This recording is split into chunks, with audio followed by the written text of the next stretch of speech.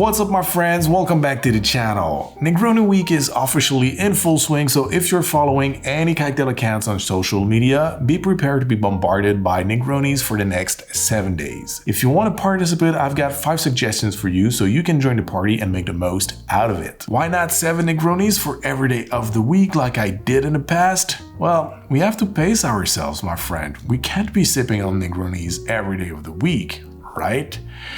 Actually, I just ran out of ice, so 5 it is. But joke aside, let's dive right into it with the classic Negroni with my Gomme Campari. I've said it in the past, I feel like not too long ago, the only thing we were talking about to gauge the quality of a drink was its balance, but now we're talking about the texture equally as often, if not more often. And the Negroni got this treatment last year with the huge viral trend of the sushi rice Negroni. The addition of a tablespoon of raw sushi rice in the mixing glass while stirring the Negroni would add in texture because of the starch released. I personally was not a huge fan of it. I didn't really feel there was much of a difference aside from the fact that the cocktail became cloudy, but I actually liked the idea to enhance the texture of my Negroni, so I came up with a different approach. I added gum arabic powder to my Campari. The result is a Campari that's super rich, super thick and velvety, and once mixed with the other 2 ingredients, you really get an enhanced mouthfeel when you sip on your Negroni. The process is extremely simple. I shared the idea a little while back when I made the same thing with Sweet Vermouth for a Manhattan, so I'm gonna link the video up here, but honestly, it is so simple, you don't even have to watch the video if you don't want to. I'm just gonna write the specs in the description below. All you need is 2 ingredients, gum arabic powder, your Campari, and a couple of hours to let the magic happen. Aside from that, all we need is 1 ounce or 30 mils of dry gin, 1 ounce or 30 mils of sweet vermouth, and 1 ounce or 30 mils of our Gomme Campari. Next, we're gonna add a beautiful block of clear ice, stir to incorporate all the ingredients, to chill and dilute. And for the garnish, this is a classic Negroni. We're gonna express the orange zest across the top, make it pretty, and garnish the Negroni with the zest. Cheers. Like I said, it's a classic Negroni. There is nothing different because that doesn't affect the flavor profile at all, but we get that beautiful mouthfeel that's long and velvety. I really like this technique. Plus, you can apply this to other ingredients if you want, like Amari or Sweet Vermouth, depending of the cocktail you're making. But the idea to enhance the mouthfeel with gum arabic, when you hit the perfect ratio, it is wonderful. So now let's move on with the second cocktail. We're gonna make the Tunnel Negroni. This one was first published in 1929, and given the fact that the classic Negroni was invented in 1919, that makes it probably the oldest / first riff on the Negroni. It is perfect for anyone who loved the bitterness and strength of a Campari but would like something a little bit drier. So to make it, all you need is 1 ounce or 30 mils of dry gin, 1 ounce or 30 mils of dry vermouth, 2/3 of an ounce or 20 mils of Campari, and 1/3 of an ounce or 10 mils of sweet vermouth. Next, we add ice and stir until properly chilled and diluted. Strain in a rocks glass over fresh ice, preferably a beautiful block of clear ice. And for the garnish, we're gonna express a lemon zest across the top, and again, garnish the drink with the zest.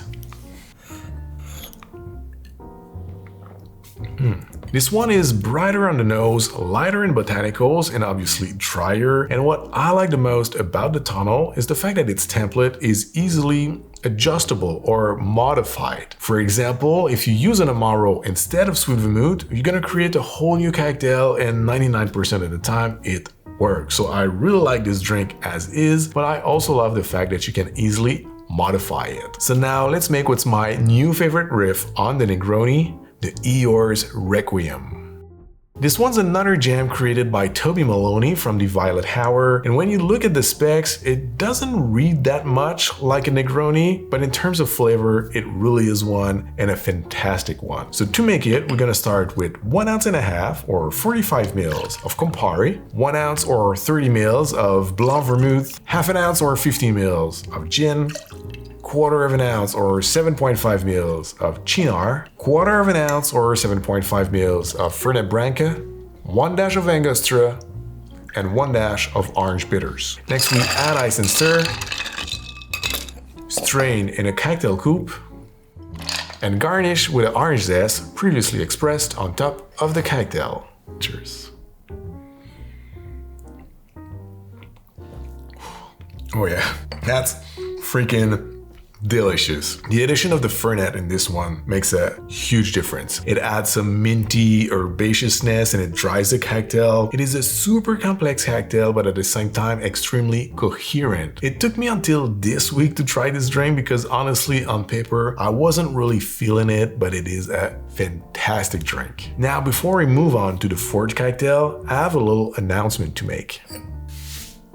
The first ever Truffles on the Rocks merch drop has finally arrived. It's the first design of what I call the top shelf team collection, because if you pull the trigger and get one for yourself, you are definitely my top shelf team. So there will be one design every season and probably some special editions for special occasions. Right now for this design, there's the crew neck, 2 t-shirts, a cap, and another sweatshirt. The crew neck and t-shirts are available in black and white. I love the fabric, super comfortable, love the fit and the design, and right now I'm giving 10% discount for the first week of the launch. So if you buy something at checkout, don't forget your promo code is gonna be TOPSHELF10. So I really hope you're gonna like them as much as I do, but now let's move on to the fourth cocktail of the day. Let's make the Monte Negroni. I don't know if you've noticed, but the further we get into the video, the more we move away from the classic Negroni, and we're about to go down a slippery slope because the next 2 cocktails do not involve any Campari. I say that because Negroni Week is sponsored by Campari, and I will never forget that day when I saw a Campari rep touring the bars of Quebec City for Negroni Week and being served a Negroni with Suze instead of Campari. His face was priceless. But I am not sponsored by Campari, so I do whatever I want. That being said, guys at Campari, if you're listening and would like to sponsor an episode for next year's Negroni Week, you know where to find me. But until then, today we're gonna make some Negronis without Campari, and we're gonna start with the Monte Negroni, which is a great alternative for people who don't like the intense bitterness of Campari. So first in a mixing glass, we're gonna start with 40 ml of Amaro Monte Negro, 25 ml of dry gin, and 20 ml of Sweet Vermouth. We're gonna add ice and stir. Strain that over a beautiful block of clear ice, express the orange zest across the top, and garnish the drink with the zest. Cheers. It's really Monte Negro forward, which is a super approachable Amaro, but we don't lose the botanicals of the gin, which I think is very important. I think anyone who likes the idea of a Negroni but don't like Campari will really appreciate that if you are into herbaceousness and a little bit of bitterness. So now let's finish this video with something even further from the classic Negroni. We're gonna make a mezcal Bianco Negroni. One thing to keep in mind when playing with the Negroni and using it as a template to play with rather than considering it as an immutable classic is when changing ingredients, chances are you're also gonna have to change the ratios, because not all spirits are equally as strong, sometimes they're sweeter, not all bitters are equally as bitter or sweet, and there's a myriad of different choices you can make, from Suze to Grand Classico, Cynar, other Amari, or the one I'm gonna use in this cocktail, Bitter Bianco, which is much sweeter and way less bitter than Campari. So because of that, I can't just use the 1-1-1 ratio and call it a day. I need to make quite intense adjustments to the recipe to make it balanced. So keep that in mind when making your own riffs on the Negroni. But today, for the Mezcal Bianco Negroni, we're gonna start in a mixing glass with 1.5 ounces or 45 ml of Joven Mezcal, 3/4 ounce or 22.5 ml of Dry Vermouth, again 3/4 ounce or 22.5 ml of Luxardo Bitter Bianco, and a couple of dashes of orange bitters. Next, we simply add ice, stir 20 to 30 seconds, strain in a rocks glass over fresh ice, like in the classic, and that's the only thing left in this drink from the classic recipe. We're gonna express the orange zest across the top and garnish the drink with the zest. And there I have it, the Mezcal Bianco Negroni. Cheers.